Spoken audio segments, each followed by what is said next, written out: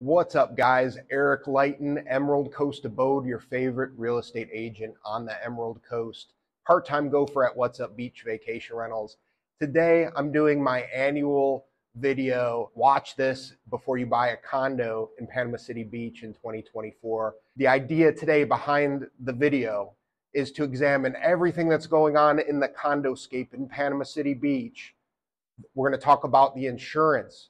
We're going to talk about SBD4, the new condo regulations, what we've seen going on with the prices of real estate, and kind of some tips if you're considering a purchase in Panama City Beach into a condo in 2024. So I hope you guys had an awesome holiday vacation. My son got me a little sick, so I may sound a little stuffy, but I'm seeing a lot of videos like condo crisis in Florida. Just wanted to put some information out there. There's certainly some things going on in the condo environment that's worthy of discussing. There's definitely upward pressure as we're moving into the budget season where condos are releasing their 2024 budgets. We're seeing, those dues go up, partly due to the SBD4. Some buildings have had to do some maintenance, and then also definitely due to the rising insurance costs on these master policies. So I want to dive into the nuts and bolts of those. And we're going to go ahead and start with the insurance. Insurance cost has gone up in lockstep with the inflation regarding construction cost, and that's about 40%. And we're seeing this on our primary residence insurance prices. We're seeing this on our condo contents HO6 policies. And then most importantly, when it comes to condo dues, we're also seeing increases to the condo master policies. So how a condo works is the owner will get a HO6 policy that covers the studs in of the unit. So anything that happens in the interior, whether a storm comes in and there's interior damage, that owner has a policy for their unit. Now, all the exterior components, the roof, the stucco of the building, all the common areas, storm and flood insurance for that exterior portion of the building is embedded into the HOA dues in what's called a master policy. And this is an umbrella policy that covers multiple facets of the exterior common areas, general liability of the condo. The increases of those master policies is what's having the upward pressure on the HOA dues right now. So there's a couple different reasons for that. A big reason for the master policy increase in 2023 for a lot of condos is that Hurricane Ian came through, hit Fort Myers Beach, Sanibel Island, really pricey areas of Florida, and caused over $113 billion in damage, causing master policies and just insurance across the board for home ownership to rise in 2023. And this is carrying over into 2024. Insurance is the highest for homeowners in the state of Florida out of all 50 states currently. So it's not just condos, it's definitely across the board. In addition to the hurricane exposure and the priciness of Hurricane Ian, we have a lot of fraudulent lawsuits between contractors and insurance companies here in Florida. In fact, Florida is one of the largest states for this hotbed of back and forth in the courtroom. And this has to do a lot with the hurricanes here. We do have contractors that want to put a new roof on, and they do an inspection and see some damage, and then they push the homeowner to file a claim. And then when the adjusters come out and look at it, there's a conflict, and those conflicts end up in court and causing insurance companies to spend a lot of money in the courtroom because of the storms. And this is systemic from the hurricanes that we have here in Florida. So this translates into the condoscape too, and into those master policies. So that is definitely a reason we're seeing these insurance increases. Now, with that said, with the insurance out there, there has been a lot of new legislation that has been passed by the state government here recently. They're trying to curb the lawsuits, to curb some of these fraudulent claims.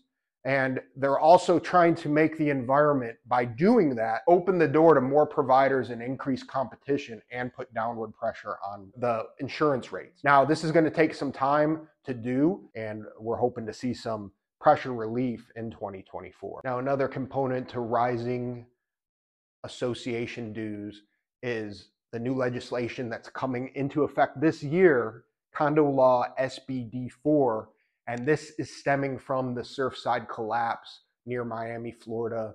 You guys probably heard about it in the news, happened a few years ago. And the source of that, of the genesis of why that condo collapsed, was because the building has been neglected and left in disrepair. It had some structural issues stemming from a swimming pool that was leaking and causing weakening of the structure of the concrete, stucco, and steel framework of the building, and it caused the collapse. Now, in 2022, this was the SBD4, the new condo legislation was passed, and basically to make sure the building are in good health structurally to avoid any reoccurrence of what happened at Surfside, a very unfortunate event. I think SBD4 is good. It's good to have a health check on the structure of a building.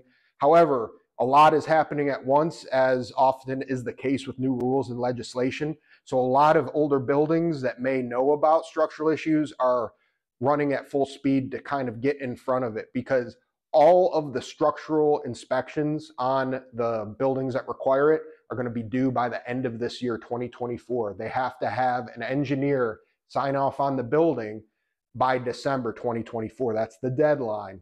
And the buildings that require this inspection are 3 stories and taller, 25 years or older, within 3 miles of the beach.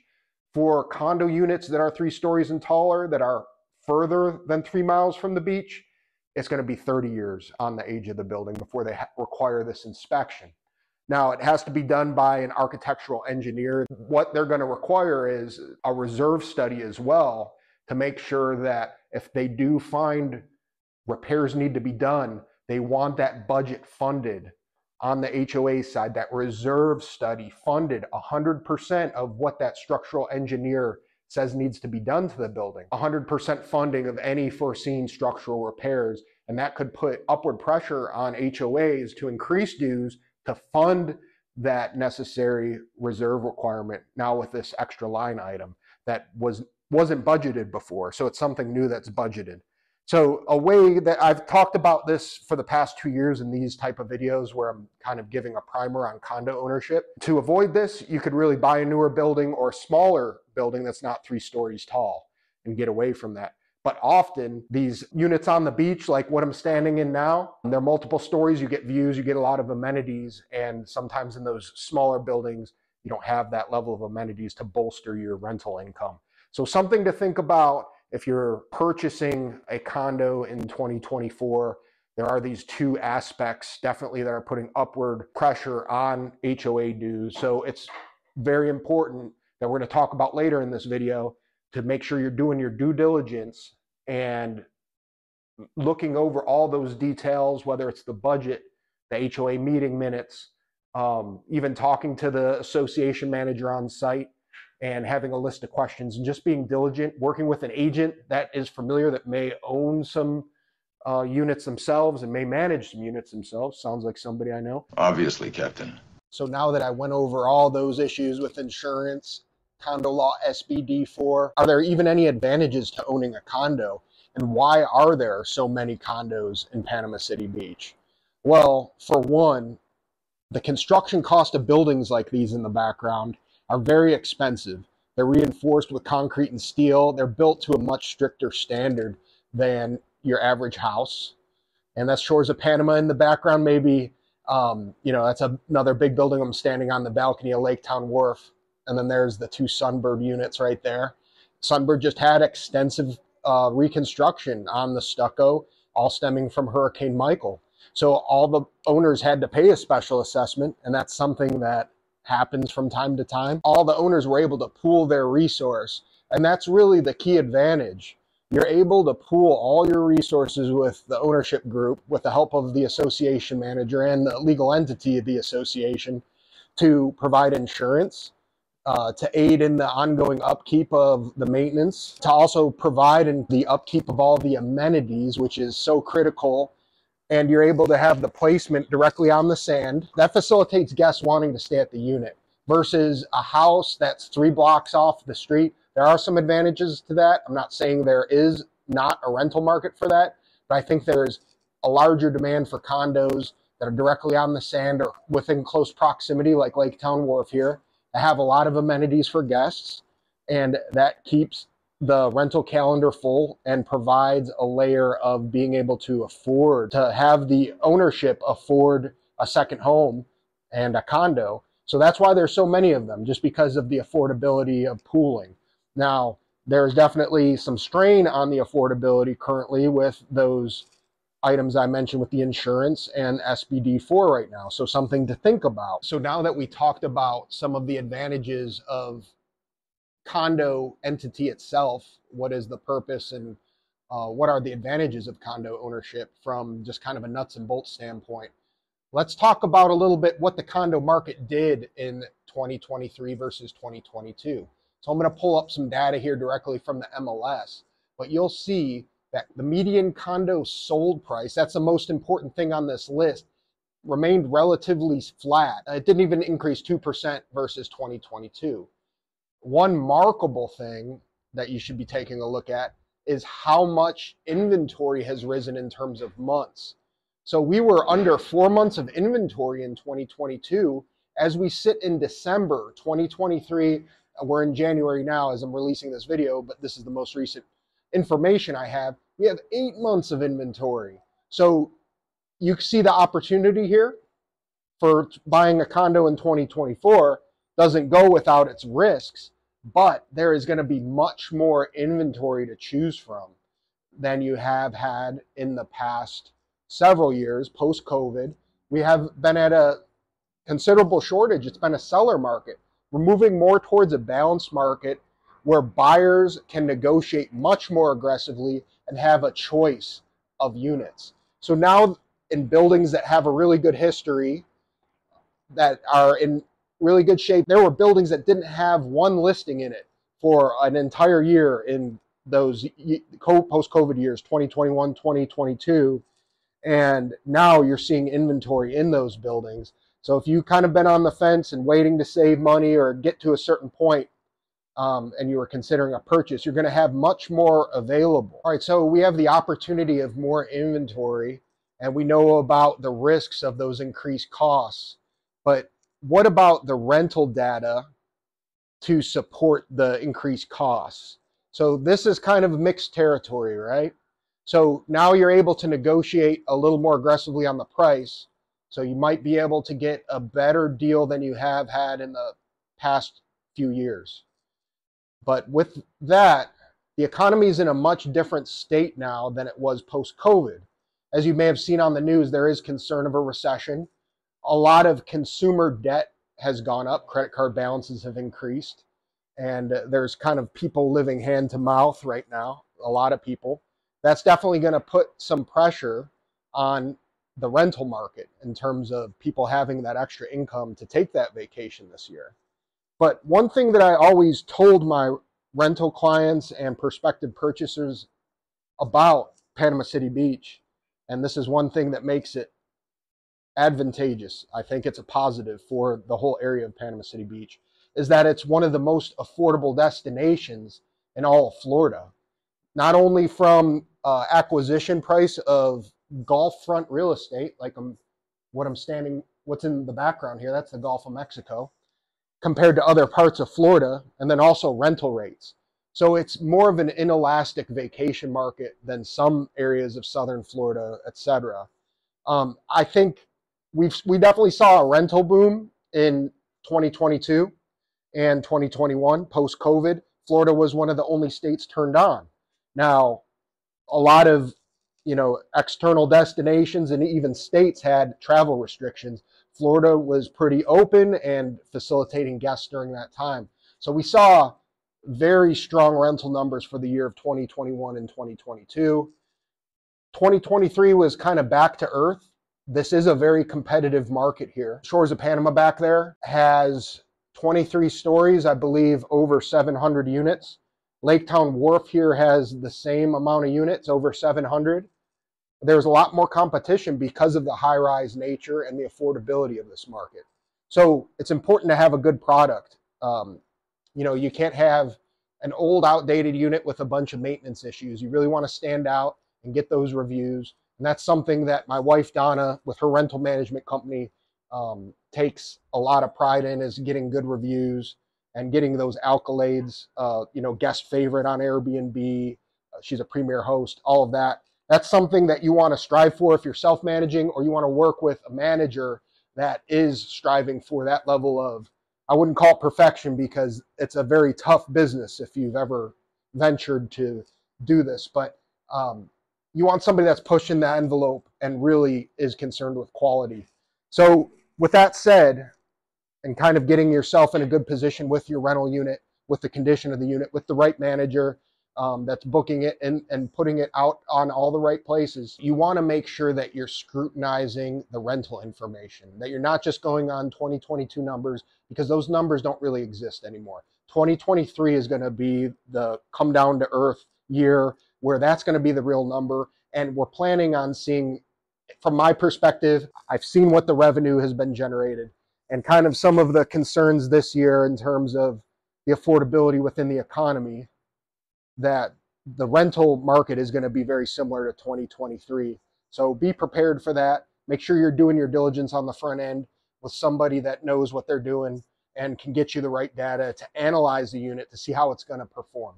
So additionally, so we have higher interest rates, kind of a lukewarm rental market, more inventory and more buying power in terms of negotiation. But what about these interest rates? That's another thing. Condo rates are typically a little bit higher, depending on the lender you use. There's portfolio loans, and then there was a government-backed condo loan. That's kind of fizzling out. The government isn't, Fannie and Freddie Mae are kind of extending their criteria of what they'll do for condos. It typically has to be a primary residence-focused community. If you're going to do short-term rental, second home, it's limited. They typically don't want, they want to limit the condo loans to people that are going to be primary users and to not have investors involved in this type of loan. That's kind of what I'm seeing right now, not to say that it can't be done. You could still definitely do a second home loan on a single family residence. It's a lot easier that way. Those are 10% down and typically have a lesser rate. But for condos, condotels, unwarrantable condos, that is going to be units like I'm standing in Lake Town Wharf that's on a short-term rental program where the majority of the owners rent out their units on a short-term rental program, and they have an on-site desk for guests, things like that. So the rates on these loans are going to be higher. You could get a better rate with an adjustable rate mortgage. That may not be a bad idea right now. I know a lot of conservative investors do not want this, but we are in an environment where rates are projected to go down. In fact, the Fed, as you probably know if you're watching this video, they're doing 3 projected cuts starting this summer that should put some relief on these interest rates. It's not going to be overnight. A lot of people are projecting that mortgage rates are going to be in the high to mid 6s for a little while, but slowly going down as they make these cuts and moving into 2025. With an adjustable rate, you're locked into that rate for a while, but then it goes down. It will adjust after a period of time. I would imagine that the shorter term, they do 3-year ARMs. That's where you're locked in for 3 years. And then those rates might be a little higher than the 10-year ARMs at this point in time. But there are some pretty compelling rates versus those fixed portfolio rates. So something to look at. I work with a couple providers in town. If you have any questions on it, definitely reach out to me. Okay, summing up the type of buyer that's probably good for this market here. So obviously somebody that has a lot of cash, is financially stable, and could potentially make a cash purchase. You're at a huge advantage because you circumvent a lot of different things. There is a lot of condos kind of sitting on the sideline. I know there's like 80 listings here at Lake Town Wharf.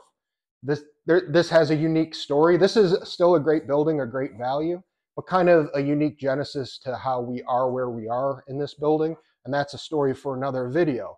Lots of inventory to choose from though. So there are a lot of owners that are kind of sitting on the sidelines waiting for that right buyer to come. Somebody with cash is very compelling. They have negotiating power. And that's a story across the beach right now. Now, if you don't want to put that much money in a condo, understandable, There are loans out there right now, and I would recommend having a little bit of money tucked away and being in a stable condition with your finances. As far as this being a cash flowing investment that's going to replace your W-2 income, this is not the market. Look at LTR, long-term rent in Detroit, Cleveland area. I have a great client from there. He knows a lot about the area. That is probably where you're going to want to look for like cash flowing for income replacement. This is definitely a lifestyle purchase. This is something that probably will appreciate if you hold it long enough. So if you're in this for wanting to be by the beach, either you're doing some retirement reconnaissance, you want to get to know the area, be a part of the community, then this could be a good choice for you. If you're looking to maybe upgrade in a few years, you want to get out to Destin 30A, this is a good starting point. I'm not saying that cash flow is impossible. The majority of owners that I deal with do not want to self-manage their unit. They look for a management company like What's Up Beach, like what my wife in the background here does, Miss Donna. She's there doing her thing. So, but if you self-manage and you're not paying that rental fee to a property manager, you have a good chance of cash flow in a lot of different instances. It depends on the unit, right? And it depends on the situation. And that's something you have to flesh out on the front end. That's something you have to do your diligence and see if this is a good choice in 2024 for you. In terms of it being that blockbuster cash flow machine, maybe back in the day when before pre-COVID appreciation, there were some cases where that was a thing. The cash flow isn't quite there. I think, we're going to see a little bit of downward pressure on these condo prices with everything that's going on right now. But once we get past that, once I think the legislation kicks in, the insurance stabilizes, and once they get through SBD4, I think the dust will settle, and this current market is an opportunity, just like 2009, 2010, 2011, when we were in the Great Recession. I think that's what this is for the condo market with everything that's going on. There's a lot of negative press. It's an opportunity to purchase and negotiate. Now, if you're somebody that's just starting out, this may seem a little scary, and I understand that a condo investment in 2024 may not be for you, and there are a lot of variables. So keep that in mind. I'm just trying to be as straightforward with you as possible. But you've seen in the video, you can't beat this beach here, white sands, aquamarine water. It's definitely a sight to behold. I think it's one of the underrated beaches. It's same as 30A Destin, sugar white sand.